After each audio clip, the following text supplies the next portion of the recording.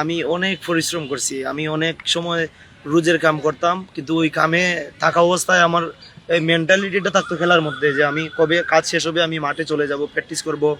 Championship খেলার জন্য আপনার জন্য শুভকামনা এবং আপনার দলের জন্য শুভকামনা। আর ওই যে এটা হচ্ছে আমার আমার মেন্টালিটি খেলার মধ্যে থাকে, ফুটবল শুধু মাঠে খেললেই হবে না, মাঠের বাইরে যে টাইমগুলো ঘুমানোর আগ পর্যন্ত আমাকে মাস্ট বি ডিসিপ্লিন থাকতে হবে ফুটবলারকে। আর হচ্ছে প্র্যাকটিস করতে হবে, প্র্যাকটিসের কোনো বিকল্প নাই। ধন্যবাদ। আপনার কথা কিছুটা আক্ষেপ রয়েছে যে লিগ না খেলার আক্ষেপটা আপনি কর্মকর্তাদের জানাতে চেয়েছেন যে লিগটা দেওয়ার ব্যাপারে, এই ব্যাপারে প্লেয়ারদের আমরা ঐক্যবদ্ধ হওয়ার আহ্বান জানাচ্ছি এবং আমরা আশা করছি খুব শীঘ্রই ফুটবল লিগটা মাঠে গড়াবে। সবার কাছে আমার রিকোয়েস্ট যাতে খুব তাড়াতাড়ি এই মাঠের লিগগুলো হয়, কারণ লিগগুলো থেকে প্লেয়াররা বেরিয়ে আসে। সুনামগঞ্জ জেলা স্টেডিয়ামে চলছে ডিএফএ চ্যাম্পিয়নশিপ ফুটবল টুর্নামেন্ট 2025। আজকে আমাদের সাথে যুক্ত হয়েছেন সুনামগঞ্জ জেলা দলের খেলোয়াড়, সুনামগঞ্জ জেলা দলের টিম ক্যাপ্টেন আফরোজ, সুনামগঞ্জ জেলা দলের তারকা। কেমন আছেন আপনি? আসসালামু আলাইকুম। আলহামদুলিল্লাহ ভালো আছি।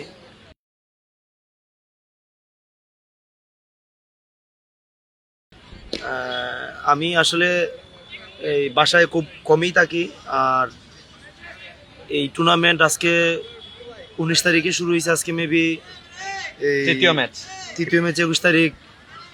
তো আসলে সময় স্বল্পতার কারণে আসতে পারিনি, আজকে ম্যাচটা দেখছি এসে। আসলে আমি এই মাঠ থেকেই ফুটবলার, আমি যখন ফুটবল খেলছি এই মাঠে অনেক বড় বড় প্লেয়াররা ছিলেন, আর আমাদের সুনামগঞ্জি প্লেয়াররা আসলে ঢাকামুখী না, যার কারণে ওই একটা স্টেজ লেভেলে ন্যাশনাল লেভেলের প্লেয়াররা খুবই কম হয়।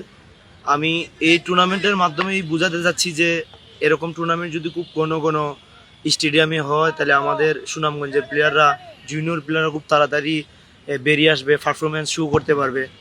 এটা আচ্ছা, আমরা জেনে থাকি আপনি চিটাগাং প্রিমিয়ার লিগে খেলে থাকেন, ঢাকার বিভিন্ন ক্লাবে খেলে থাকেন, বাংলাদেশ চ্যাম্পিয়নশিপ চলছে, এখানে আপনি সিটি ক্লাবের হয়ে খেলে থাকেন। আপনি বললেন ঢাকামুখী এবং বাহিরমুখী হতে হলে প্লেয়ারদের কি কি করা প্রয়োজন, নিজের জেলার খেলোয়াড়দের উদ্দেশ্যে কি বলবেন আপনি? আসলে ফুটবল এমন এক খেলা, কোচ তোমাকে যতই বুঝাক, আমাকে নিজের ইমপ্রুভ নিজেকেই করতে হবে। আর ঢাকার মাঠে খেলতে গেলে প্রচণ্ড হার্ডওয়ার্ক করতে হবে, নিজেকে ওই রকমভাবে তৈরি করতে হবে, কারণ বাংলাদেশের বিভিন্ন জেলা থেকে ঢাকার মাঠে প্লেয়াররা আসে। তো ওই এটা হচ্ছে জেলা স্টেডিয়াম, এখানে যদি যেমন ধরেন আমাদের বর্তমানে একটা একাডেমি আছে, এই আজাদি ফুটবল একাডেমি। ভুবন ভাই অনেক পরিশ্রম করে যাচ্ছে জুনিয়রদেরকে নিয়ে। আমি মনে করি যদি এরকম কয়েকটা একাডেমি বা ক্লাব হয় তাহলে খুব তাড়াতাড়ি প্লেয়াররা বেরিয়ে আসতে পারবে। আর এরকম টুর্নামেন্ট হলে টুর্নামেন্ট থেকে ভালো পারফর্মার বিভিন্ন লিগে খেলতে পারবে, সিলেটে খেলতে পারবে, চট্টগ্রামে খেলতে পারবে, আর ওইখানেই খেলতে পারলে ওরা ফোকাসে আসতে পারবে বাংলাদেশে। আপনার ফুটবল ক্যারিয়ারটা কতদিন এবং নিজেকে কিভাবে প্রস্তুত করেছেন এই জায়গায় নিয়ে যাওয়ার জন্য? আপনি চিটাগাং প্রিমিয়ার লিগ খেলে থাকেন, ঢাকার বিভিন্ন ক্লাব ফুটবল খেলে থাকেন, নিজেকে কিভাবে তৈরি করেছেন এসব লিগে খেলার জন্য? আসলে আমার এই সব কিছু বলতে গেলে অনেক লম্বা স্টোরি। আমি অনেক পরিশ্রম করছি, আমি অনেক সময় রোজের কাম করতাম, কিন্তু ওই কামে থাকা অবস্থায় আমার এই মেন্টালিটিটা থাকতো খেলার মধ্যে যে আমি কবে কাজ শেষ হবে আমি মাঠে চলে যাব, প্র্যাকটিস করব, সিনিয়র ভাইদের সাথে খেলতে পারবো, যারা ভালো প্লেয়ার ওদের সাথে প্র্যাকটিস করতে পারবো। আর এই আমার টার্গেটটাই ছিল যে আমার একটা সুযোগের অপেক্ষায় ছিলাম আমি, যে একটা সুযোগ নিতে হবে। আর এই যে মাঠে অনেক এই যেমন আমাদের ওই যে খুঁটি ভাই আছে, কামরুল ভাই, বিশেষ করে কামরুল ভাই আমাকে অনেক সাপোর্ট করছে, হাতে দড়িয়ে অনেক কিছু শিখাইছে যে এরকম না এরকম। তারপর আস্তে আস্তে এখান থেকে একটা ট্রায়ালে চলে যাই ঢাকা ট্রায়ালে গিয়ে ওখানে কোচ আমার উস্তাদ আরমান হুসাইন, উনি আমাকে চয়েস করেন। তারপর আস্তে আস্তে ছোটো লিগ খেলতে খেলতে বড় লিগগুলো খেলছি। তারপর 23-তেও ছিলাম, এই ডাক পাইছিলাম ন্যাশনাল টিমে, ইনজুরির কারণে বাদ পড়ছি।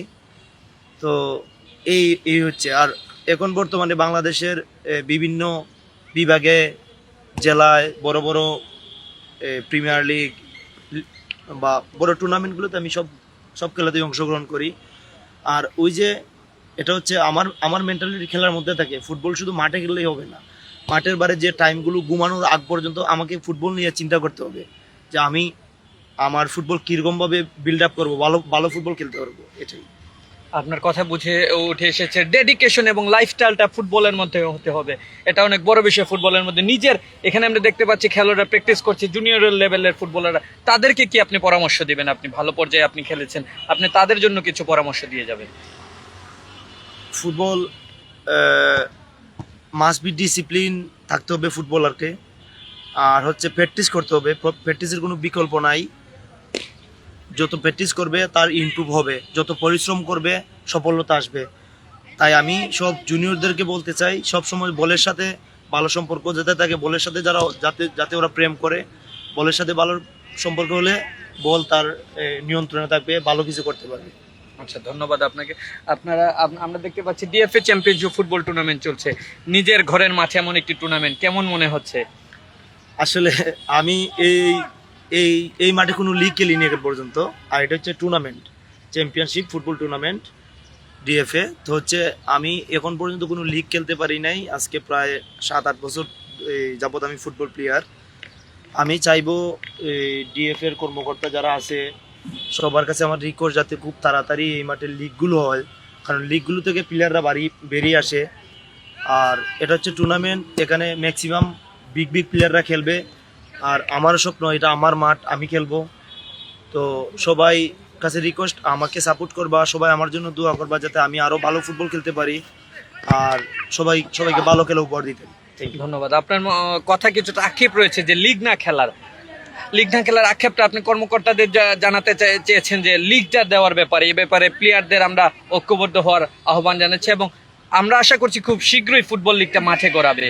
আমার শেষ প্রশ্ন আপনার কাছে, সুনামগঞ্জের মাঠে এমন একটি টুর্নামেন্ট, কর্মকর্তাদের উৎসাহ, বাইরের ন্যাশনাল ফুটবলাররা উঠে এসেছে টুর্নামেন্ট খেলতে। সর্বশেষ একটি প্রশ্ন বলতে চাচ্ছি, কর্মকর্তাদের নিয়ে এমন একটি আয়োজন কেমন মনে হচ্ছে আপনাদের?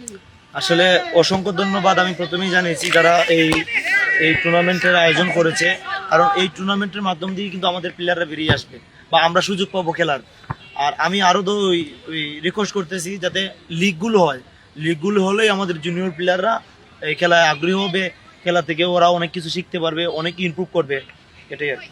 ধন্যবাদ আপনাকে। আপনি আজকে চলে যাচ্ছেন ঢাকায়, ঢাকা চ্যাম্পিয়নশিপ খেলার জন্য। আপনার জন্য শুভকামনা এবং আপনার দলের জন্য শুভকামনা। Thank you. ধন্যবাদ ম্যাক্সপোর্টকে সময় দেওয়ার জন্য। ধন্যবাদ, থ্যাংক ইউ। ধন্যবাদ ম্যাক্সপোর্টের সাথে থাকার জন্য।